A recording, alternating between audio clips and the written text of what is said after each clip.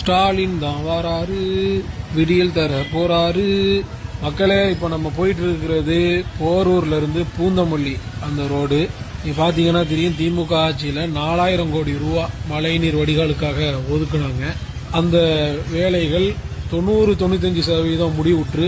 நீங்க 2 நாள் 4 நாள் மழை பெஞ்சும் கூட ஒரு சொட்டு தண்ணி கூட தேங்கல. நீங்க ரோட்டை பாத்தீங்கன்னா தெரியும், ஒரு சின்ன பள்ளமோ ஒரு குண்டு குழியோ ஒரு குண்டூசி அளவு குழி கூட இல்ல.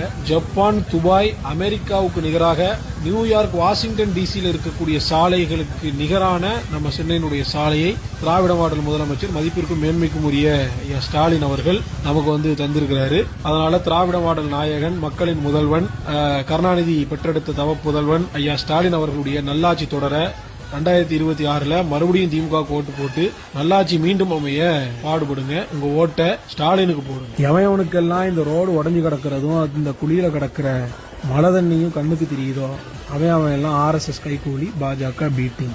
நன்றி, வணக்கம்.